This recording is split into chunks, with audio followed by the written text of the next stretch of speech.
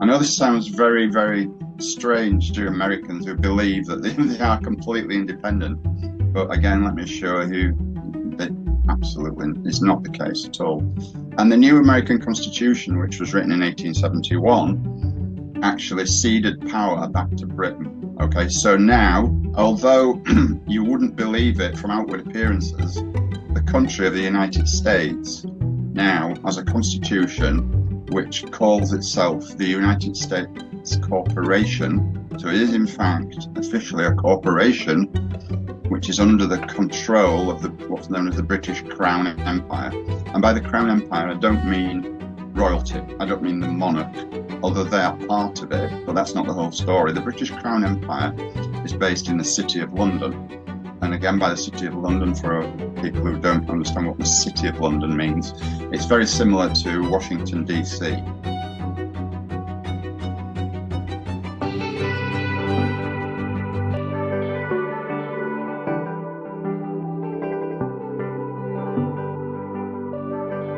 Aloha and welcome to the show, guys. Today I have a very special guest with me, John Hemmer.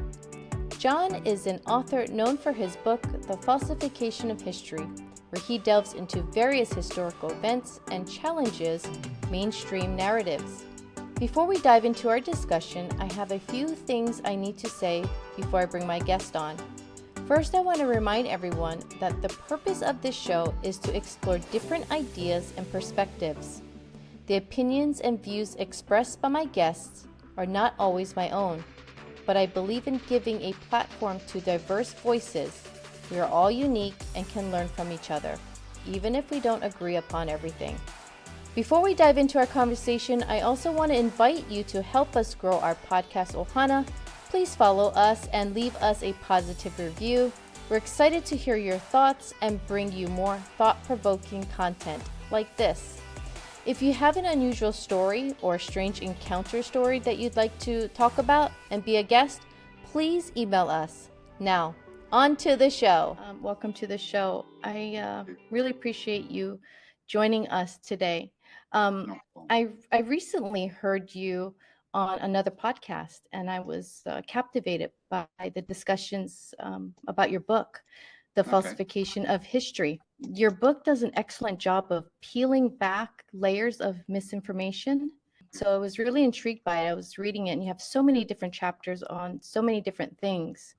But before we get into your book, Falsification of History, I'd like to start maybe by asking if you could maybe tell the listeners a little bit about yourself and what inspired you to embark on this journey of uncovering hidden truths. Yeah, sure. Well, I spent most of my working life in IT, and I was made redundant in 2001. But before then, I'd been kind of awoken to what's going on in the world by an incident, and that was the death of Princess Diana, which I'm sure most people of a certain age remember. And yeah, I was in, we had some friends, my now ex-wife and I, we had some friends in Paris that night. They'd gone for a weekend break, and they'd gone back to the hotel room after they'd had the dinner, sat down on the bed as you do, switched on the TV, and the first images that they saw were of Princess Diana walking into the ambulance. Now they were they thought, oh, she's okay, she's fine, they're just taking her to hospital as a routine check, and then they woke next morning to find that she'd died. But the story that they were told by the mainstream was that she never recovered consciousness. She was carried from the car to the ambulance, and this totally contradicted the film, the moving pictures that she'd seen, which which said something completely different, i.e., that she was capable of walking, and then all sorts of little.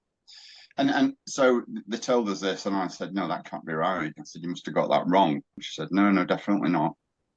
That's what we saw, and it's just so weird. So that kind of piqued my curiosity, and I started looking into it. And over the course of the next few years, I went down several rabbit holes, found out lots of interesting information, not just about Diana, but about lots of other topics. And then, of course, 9/11 happened a few years later, and that really set my senses tingling, and again started researching, and then I started writing articles for various websites, truther websites. And somebody said to me one day, well, why don't you write a book? Because, you're very adept at writing, very clear, very, your articles are very well written. But I had no idea how to go about it. So it took me about 4 years to write The Falsification of History, because, as you know, it's a thick book, as most of mine are. So, yeah, I embarked on my writing career in about 2009, 2009, yeah. And Falsification of History was published 2012. So it was a long process, but it's obviously become a lot easier as time goes on, and you get to know how to do it, and how to plan it, and how to write it, and how to set it out, and all the rest of it.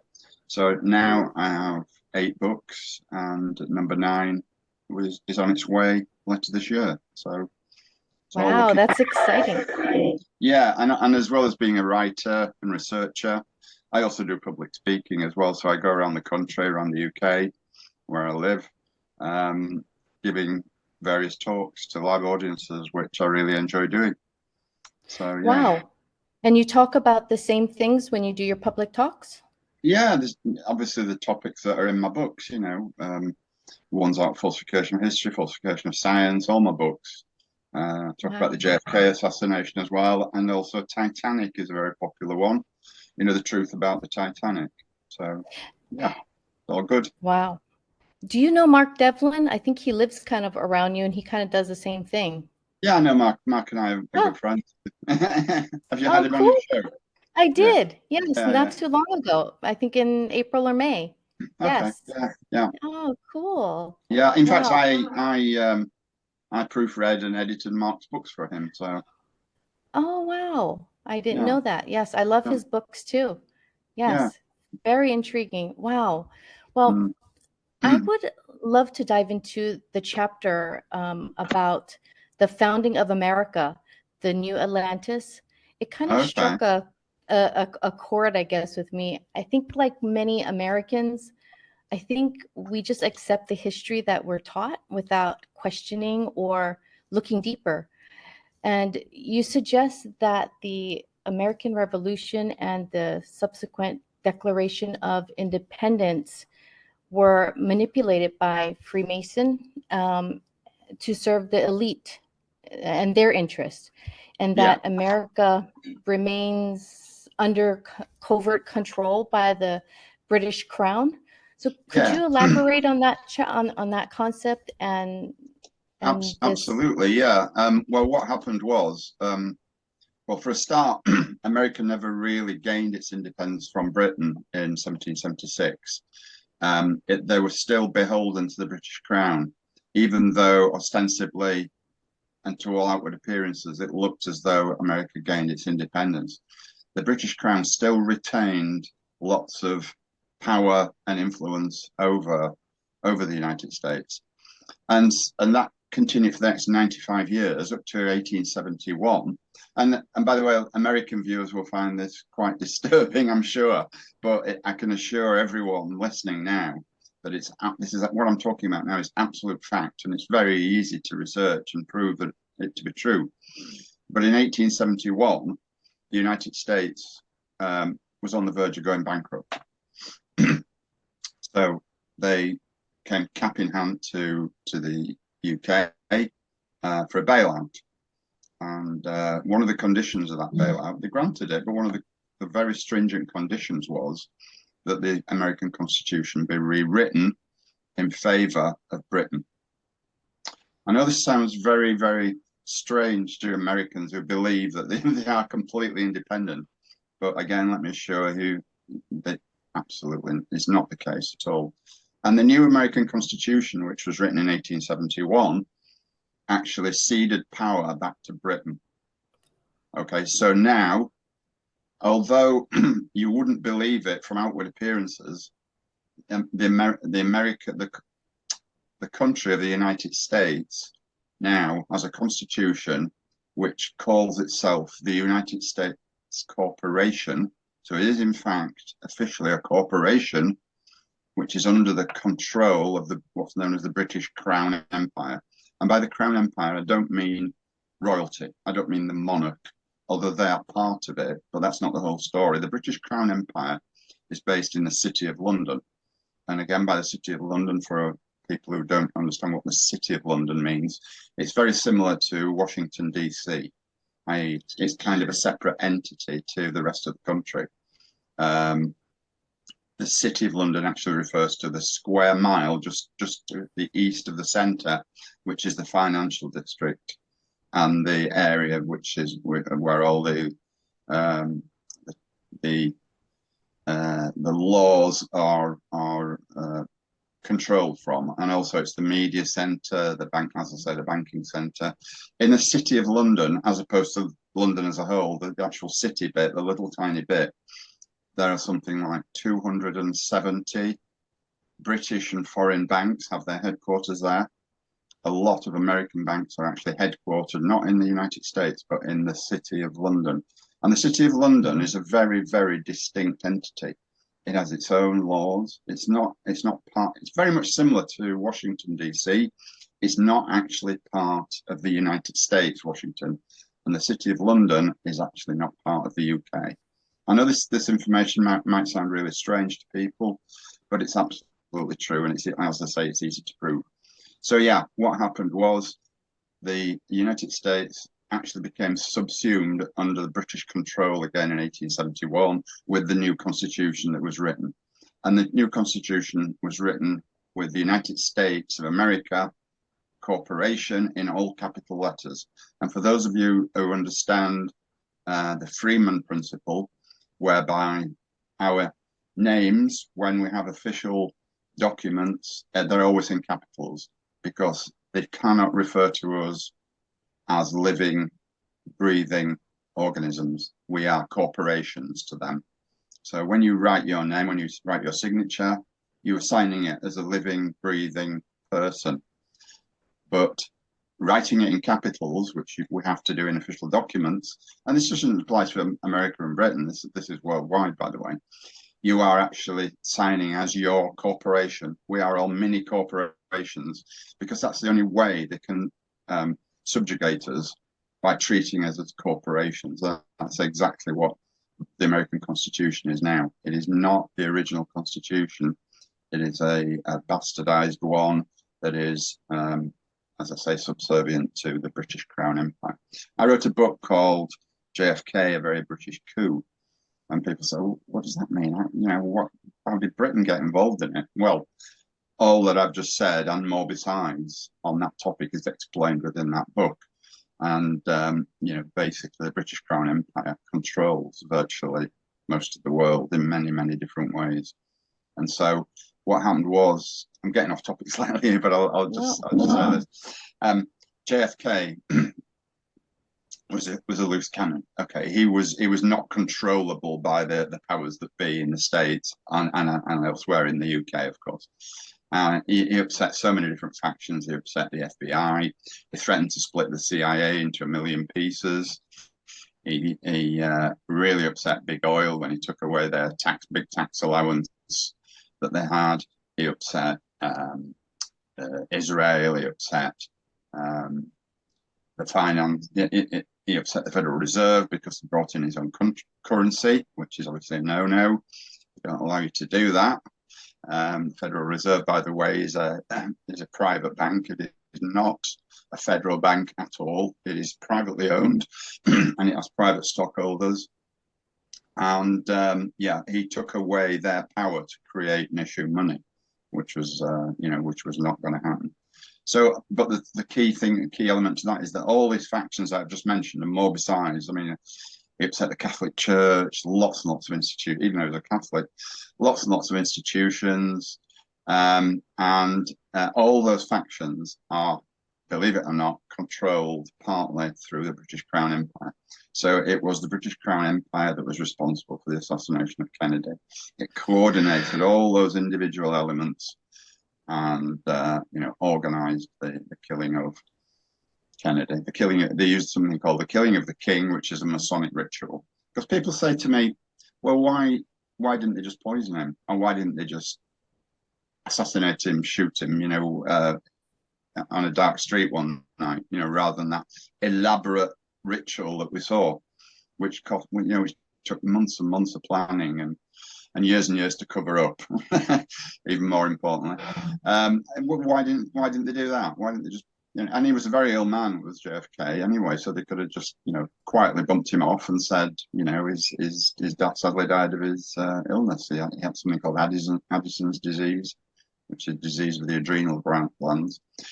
So yeah, they could have used anything, but the thing is, they wanted to make a massive statement.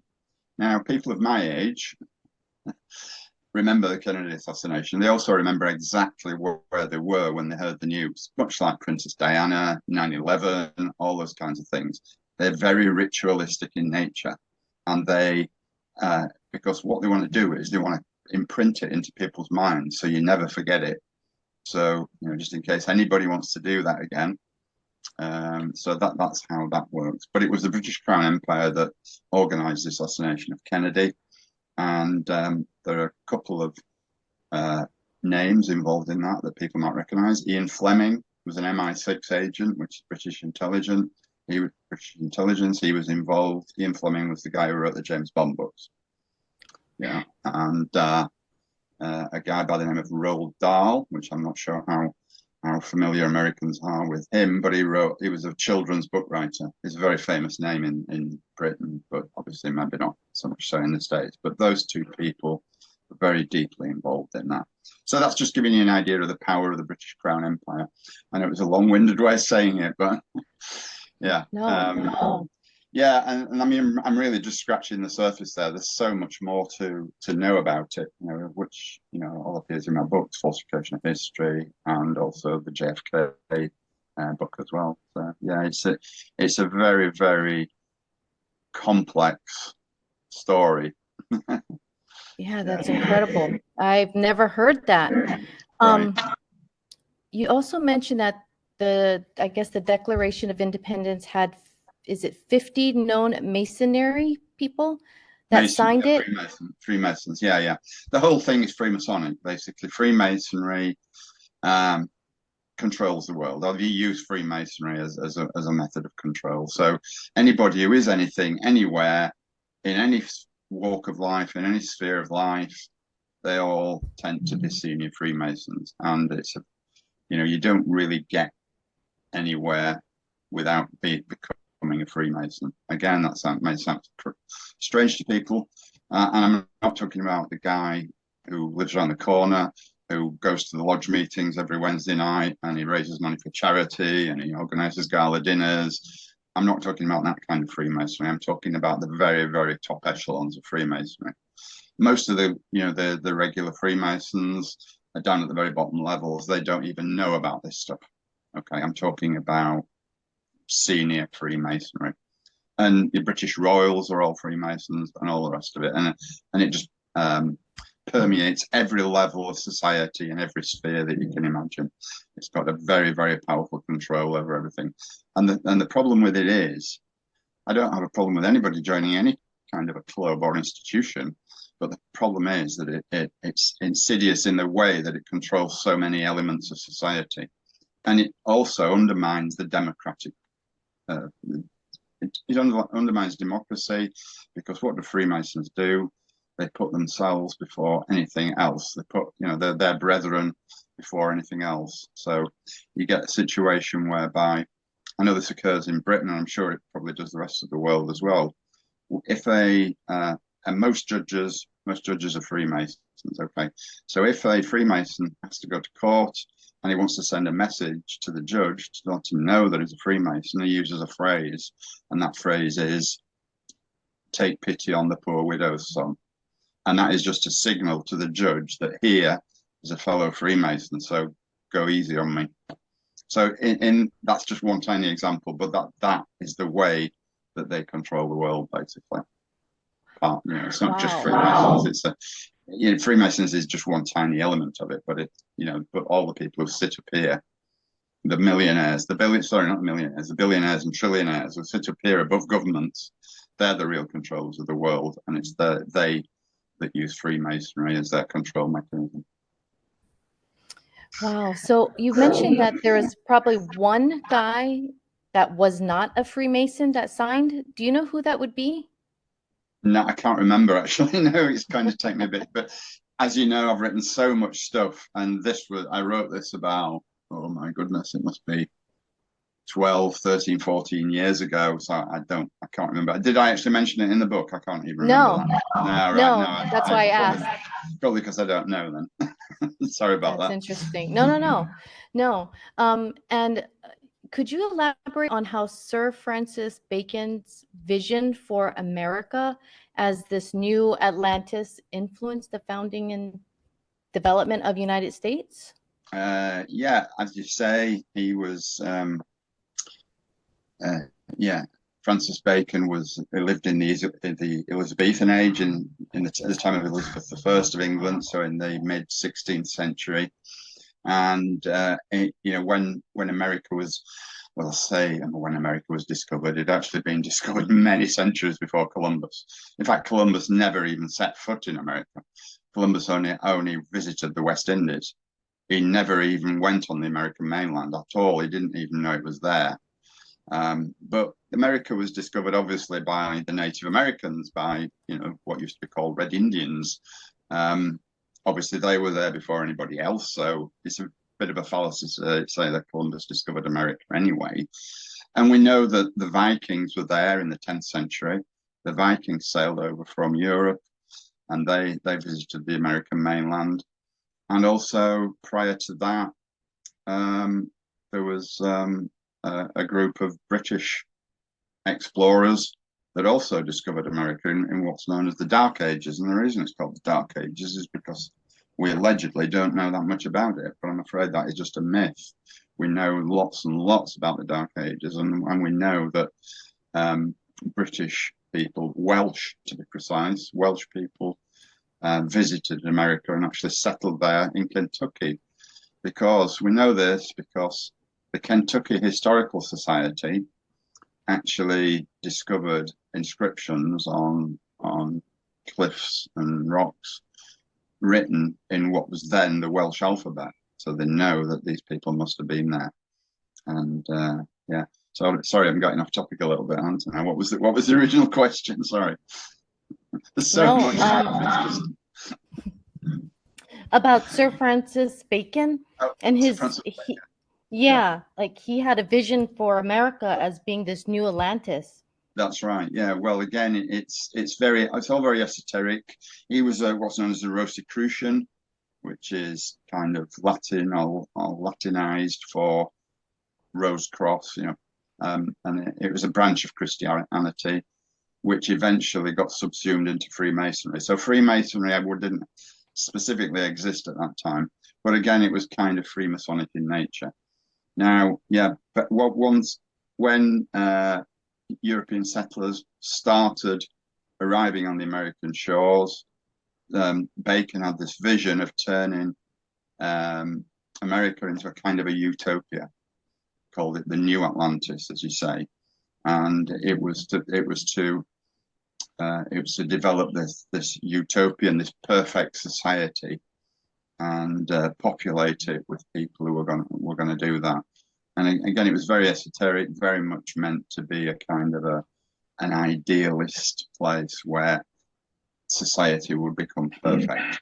But of course, he had a ulterior motive for that, and the ulterior motive for that was it was kind of along the same lines as what we have the New World Order. It was actually creating a society whereby the inhabitants would be ultimately controlled by the powers, I call them the powers that shouldn't be, but the powers that be. Again, I'm not talking about governments, I'm talking about this layer of people, excuse me, who sit up here above governments and control them like puppets. So yeah, it was very much an idealistic ambition, kind of motivated by this desire to create a new world, if you like. So yeah, that was it. But it was very Freemasonic in nature, even though they weren't actually called Freemasons at that time. That came about 100 years later, or slightly more. Well, they were thinking of doing this new New World Order a long time ago. Then Oh, it's not absolutely, yeah, something. absolutely, yeah. It's been ongoing for centuries, yeah. Because these people, Maya, they don't do anything short term. They have very, very long term plans, multi-generational plans, because it's the same bloodlines throughout all the ages that control us and always have. And they don't do anything overnight. They tend to plan things out very, very meticulously and step by step, carry them through down the years, because they know that if they do things too quickly, then people will catch on and see what was going on. But they're doing what's called baby steps, tiny little steps. So it's always a Yeah. very, very long-term plan. Yeah. What is the significance of Washington, D.C. being located on the 77th meridian, known as God's latitude? I've never heard that before. Right. Okay. Yeah. Well, again, these people they have their own belief systems. They use a lot of symbolism. Everything is symbolic to them. So now I don't know if it's true or not.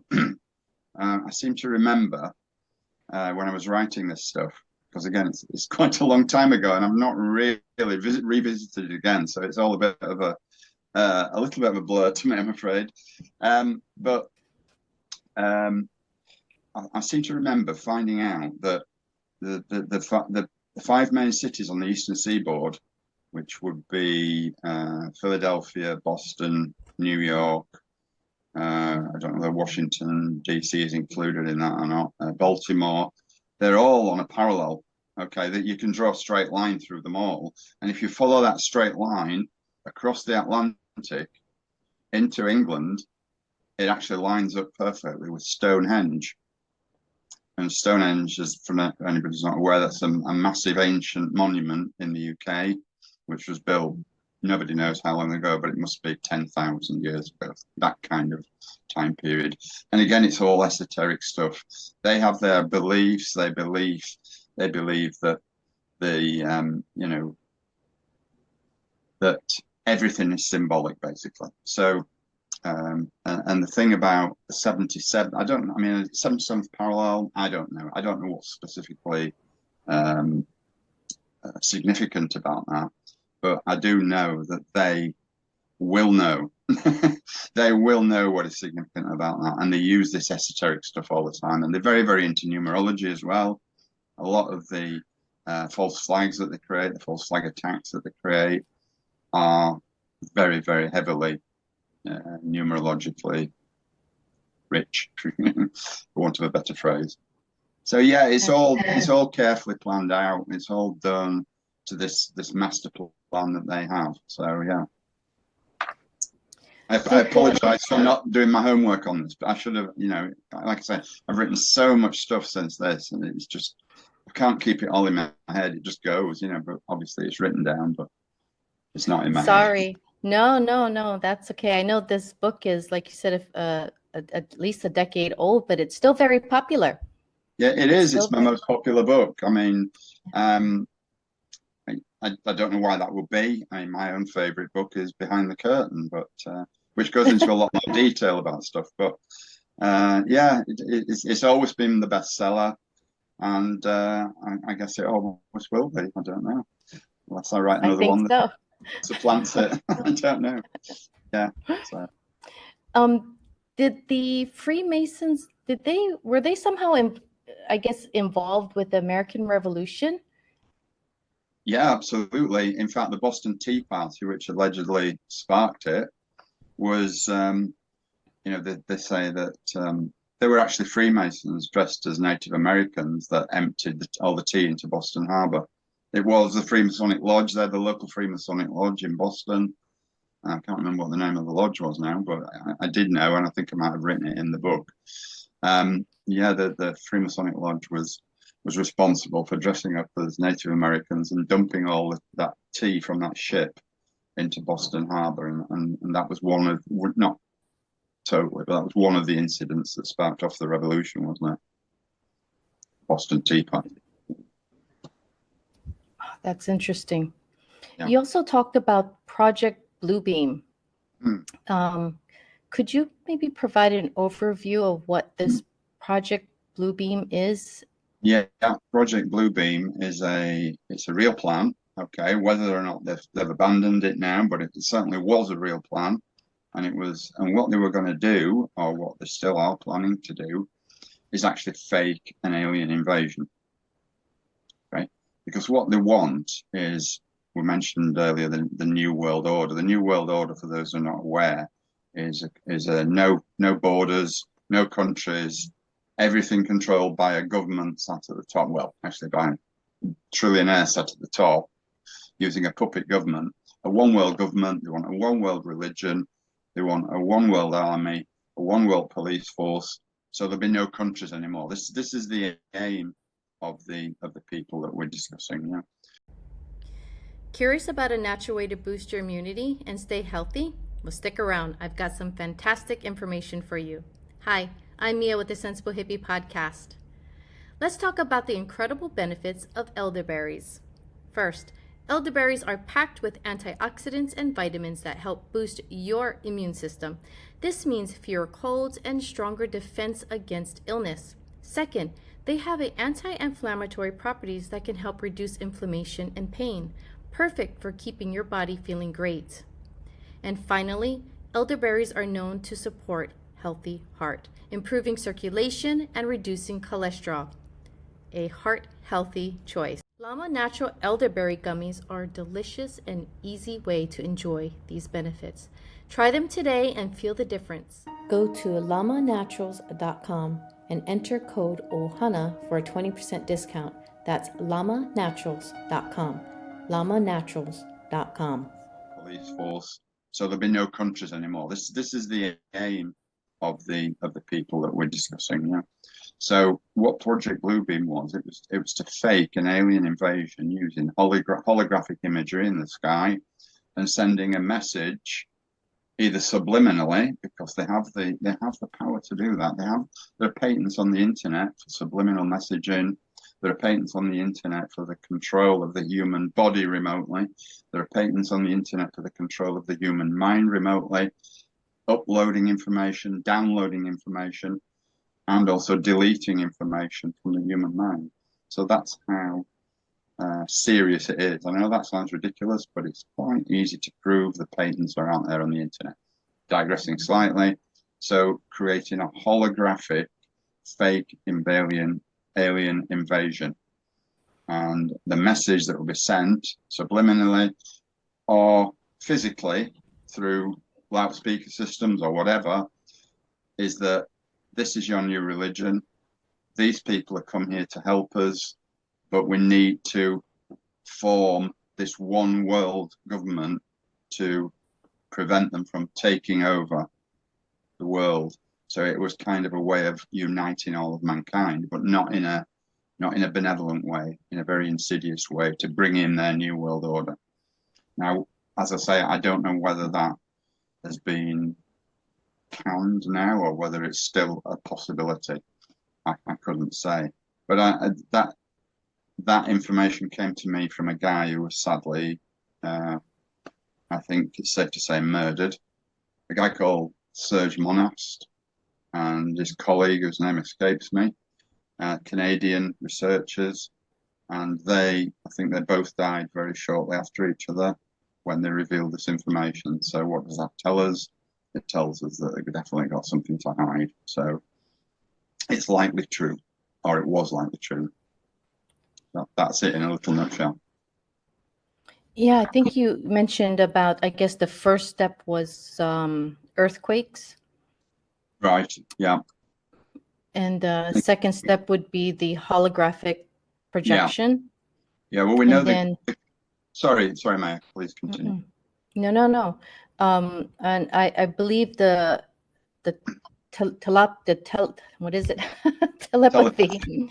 Yeah, was some kind of theory, was the ELF and the VLF and the LF waves to create this artificial thoughts that people will think that God is speaking to them.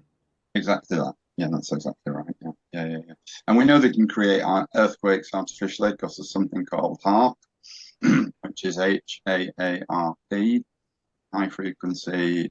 Oh, forgetting what the acronym stands for now. My old brain, it's not what it was. And excuse me. And yeah, we know they can create earthquakes artificially. They can create tsunamis. They can create, they can manipulate weather through HAARP. It's what's known as an ionosphere heater, and there are several arrays around the world of these ionospheric heaters. The main one is in Alaska, but yeah, there used to be one in the UK, but I think that's gone now. But yeah, they use that to modify the weather. They use it to generate weather events, fake natural disasters, such as the 2004 Indian Ocean tsunami was created by HAARP. Lots of them. Hurricane Katrina in New Orleans, Hurricane Andrew in Florida in the early 90s. Very, very severe hurricanes. They were created by HAARP technology. I think I read that you were there in Florida when that happened. One or two people have said that to me, but I think that I've probably misled people. I tried to write it as though it was actually someone else's story, but somehow it's come across as it was me being there. But it wasn't. It was somebody else telling me the story. So I put it in quotations, but a lot of people kind of miss that and think that it's me that's saying it, but it's not. It's this other lady that communicated with me. So yeah, no, I wasn't there, fortunately, because it must have been horrendous, absolutely horrendous.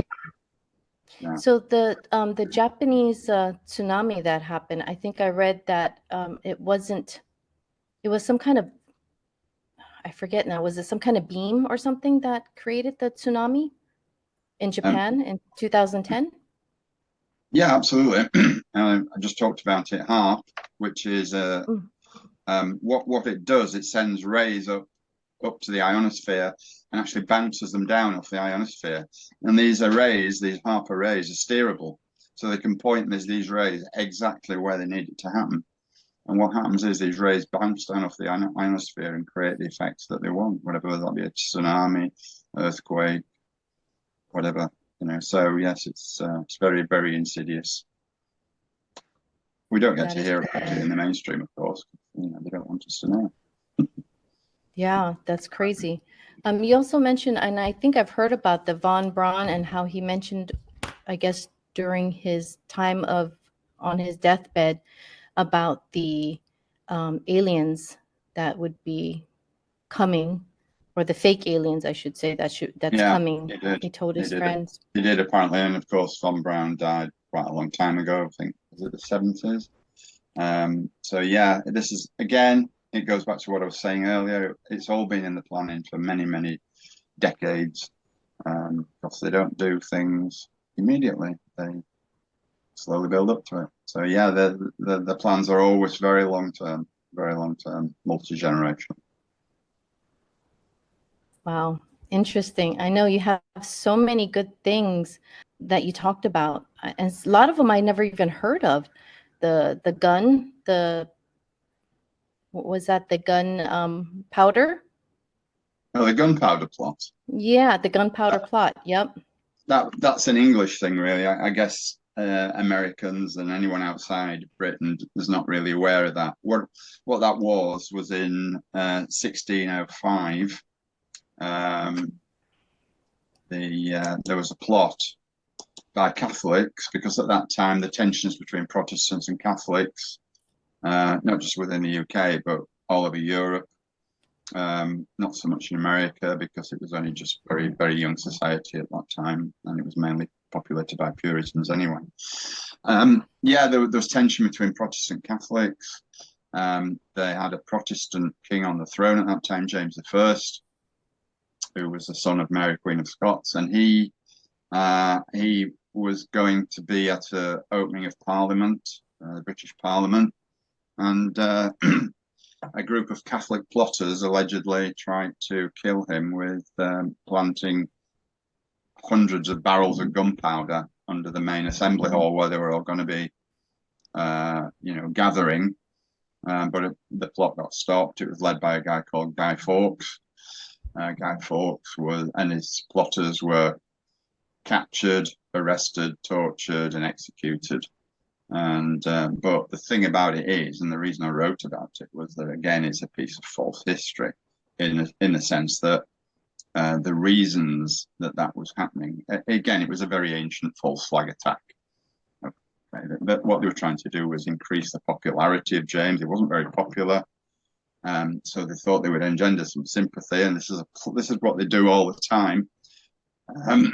A recent instance of a certain Mr. Trump comes to mind, and his fake assassination attempt last week.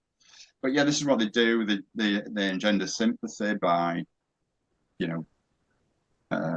creating these false flags, and that was one of them, and it was to actually increase the popularity of James I, who was a very unpopular guy because his mother was a Catholic, and at that time it fluctuated up and down, but at that time Britain was primarily Protestant, and they didn't believe that he was really a Protestant because his mother was a Catholic, so they assumed that he was as well. So it was the Protestants that actually set the Catholics up, A, to discredit the Catholics, and B, to raise the profile and popularity of James I. So yeah, I realise that's not a very popular incident in America, but it certainly resonates with British people, because on November the 5th every year in the UK, we have what's called Bonfire Night, or fireworks night, and we build bonfires with an effigy of Guy Fawkes on it. I don't, but some people do. And they have fireworks and parties, and similar to kind of Thanksgiving in the States, I suppose, but for a totally different reason. So yeah, that's our kind of Thanksgiving. So I give thanks for the fact that dear old James was saved the fate of so many of us. Interesting. What about this aspartame? What's this thing behind that?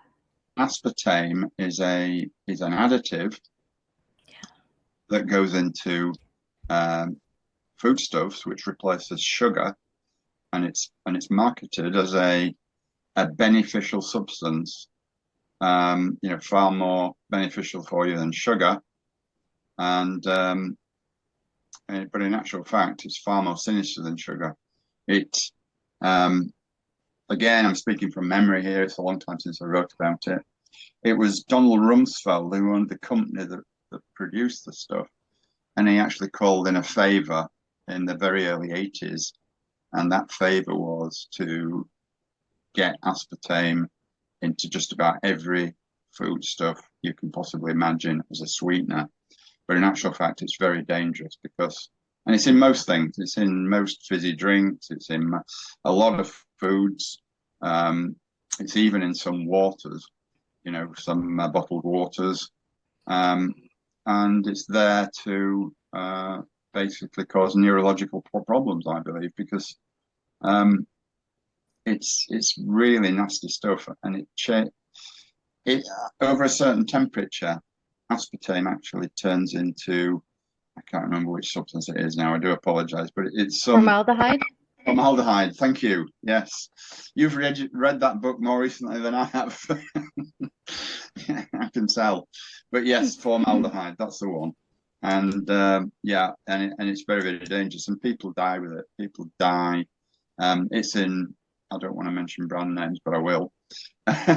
Diet Pepsi is a big one. Now, Michael J. Fox was a Diet Pepsi spokesman for many years, and he now has Parkinson's disease. It's very, very insidious stuff. He used to drink gallons of the stuff, and yeah, it's caused pilots to die in midair. Pilots tend to drink a lot of, sodas, fizzy drinks, and yeah, it's in them all, and it's not good for you at all. So if you read a packaging, whether it be a drink or food, that says aspartame on it, my advice to you would be avoid it. Do not consume it. So it's very, very bad for you. In Mexico, they just recently removed all the sugars and put, I don't remember if it was aspartame or if it's sucralose or one of those fake sugars in everything. It's awful. Terrible. Yeah, there's only one. There's only one artificial sweetener that is safe. And again, I'm really sorry, but the name escapes me right now. Yeah, I can't remember Not what it is. sucralose. It's No, not it's not. Exol. No, No, I no. forget. Stevia. Stevia. Oh, Stevia okay. is the only safe one. Stevia. Stevia. Stevia. Yes. Okay. Yeah, stevia or Wow. stevia. And Yeah. yes. Yes. Okay. Okay. So yeah, Interesting. yeah. Well, I loved your book. It was fantastic. You read Um, it all? Have you read all of it? no, not all of it, but a No. lot of it I did. There's so much there. I Yeah, really enjoyed reading it. yeah. I'd like to have you come back maybe and talk about maybe the Titanic or something, or maybe what you were Oh, saying, the absolutely. curtains, the curtains draw back, Yeah, if that's your yeah, behind favorite. the curtain. Behind the Behind curtain. the Yeah, curtains. yeah, yeah. Absolutely. Well, I'll definitely come back again. Yeah, if you'll have me, and that'd be great. Absolutely. Yeah, Yeah, because I know a little bit about the Titanic, so I'm really interested in talking about that. So that would be pretty cool, I think. yeah. Um, I know at the end of your book, I don't know if you remember or not, Sorry in the about that. Yeah, epilogue, it's yeah. Go okay. on. Yeah, in the epilogue. Yeah, yeah. Um, you wrote um, about the 1984, I guess George Orwell. Um, Yes. and yeah, so you had mentioned, I think if I can just quote that one tiny sentence, it says, however, I will now leave the last word of all to George Orwell. Real name is Yes. Eric Blair, from his Yes. interesting and yet suspiciously perspective and predictive work in 1984. Yeah. I never saw that movie, but Yeah. was that movie Well, talking kind of about the last days and things that we're talking about right now? no. 1984 actually described a society in the future, because don't forget it was written in the 1940s. So obviously it was a long time in the future. And the it's a novel, by the way. It's a story, but it's very prescient in that a lot of what it said about in 1984 has actually come true now. This high level of surveillance that we are. I know in my country, in our country, security, we call them security cameras, but really the spy cameras are on every street corner. They're in every shop, every bank. They're everywhere. You can't do anything without being recorded now. And he predicted this surveillance society, and it was a very, very awful kind of situation for people. And the films are not that great. Actually, there's a couple of films. 1984. One was made in the 50s, and one was made, I think, in the 80s. But they're not as accurate as the book. I mean, I would recommend the book to anybody who is interested in seeing what Orwell predicted, because all right, it didn't happen by 1984, but it's certainly it's certainly heading that way now. And the main character in 1984, Winston Smith, his job is to go through old newspapers, anything, old recordings, anything, and erase or change anything that doesn't fit the current agenda. And of course, the agenda is changing all the time. And so it's a full-time job, and it's not just him that does it. There's hundreds of people doing it, changing history. So again, that's why I quoted from it, because that's what the book is all about history, or how history has been falsified and changed to suit the prevailing agenda, which changes. Yeah, I think that's a perfect, how you said that, absolutely. Before we wrap up, could you share maybe what projects you're currently working on? I think you said you have another book. Yeah, it's actually another novel. I have one novel already called Titanic's Last Secret, which is based on my Titanic factual book, which is called RMS Olympic.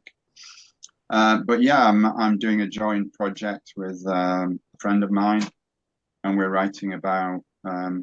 It's called Beyond the Wall. Okay, and what it's about is what is beyond Antarctica. Because I don't know whether you're aware, or whether the listeners, viewers are aware, but Antarctica is very, very securely controlled.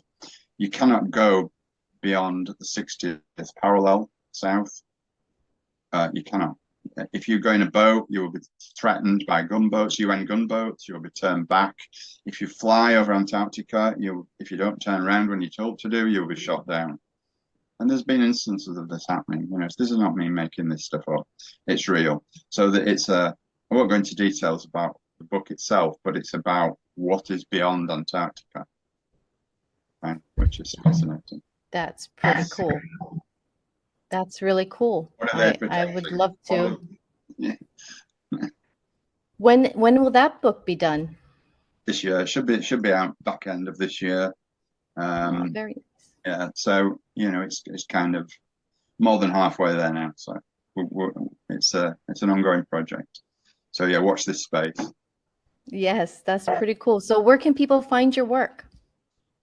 Well, if you're in the I don't know whether you have any UK listeners, but if you are in the UK, you can find it. You can order my books signed copies directly from me by going on my website. But unfortunately, I've had to stop shipping them worldwide. I did do that for a while, but I get so many that go missing, lost in transit, returned by customs. So I've had to stop doing that because it was costing me an awful lot of money, as you can imagine. But yeah, Amazon, sadly, I know it's not great, but Amazon wherever you are in the world, if you key my name into the little search bar at the top, John Hamer, it will bring up my author page with all my books on there. So that's the best place. I also have a website, as I say, called falsificationofhistory.co.uk. So yeah, those are the two main places. I also have a BitChute channel where some of my podcasts are on there. All of my podcasts appear on my website as well. There used to be hundreds of them, but some of the links are broken now, after many years of sitting there. Well, I'll send you the link to this one. Thank you. That'd be great, and that will go on there. So yeah, it's been nice to talk to you. Thank you. Yes, thank you very much. I really appreciate your time today, John. It's been fascinating discussion, that's for sure. I can't wait to have you back to talk about Titanic and maybe your new work. Maybe that book will be out. Yeah, absolutely. Yeah. So I look forward to it. That'd be nice. Thank you very much for contacting me in the first place and for allowing me to talk to your audience. It's been much appreciated. That brings us to an end of another episode. I want to thank my guest, John Hamer, for being on the show today. His insights and research has certainly given us a lot to think about, and it's been fascinating to dive into the topics he covered today. And as always, I want to remind everyone that the opinions and views expressed by my guests are not necessarily my own. We bring on unique voices to learn from each other, even if we don't agree on everything. This diversity of thought is what makes our discussions so enriching. If you've enjoyed today's episode, please leave a positive review, follow, and subscribe. I aim to keep this show free, but running it is very expensive. So to help with this, I include links with discount codes in the show notes. If you make purchases through these links, it supports the show without any extra cost to you. I'm doing my best to avoid asking for subscriptions, but I may have to in the future. But in the meantime, if you find it in your heart to support the show, consider buying me a coffee or making a small donation. Every bit helps keep the show running. Thank you again for all your support and for being part of this journey. Until the next time, stay curious and open-minded, but sensible. Ahui ho kako. Bye. From Atlantis to the Nephilim's might in the shadows of the ancient night. We're digging deep, seeking truth, exposing facts, revealing proof. Mega structures reaching to the skies, hidden secrets in their eyes.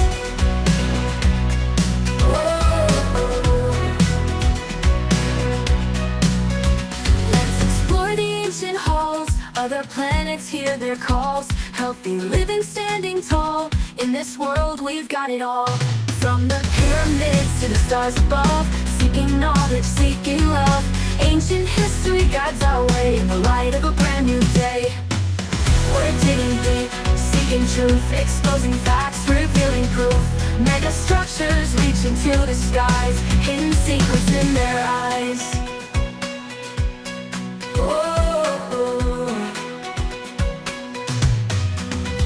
Let's explore the ancient halls. Other planets hear their calls. Healthy living, standing tall. In this world we've got it all.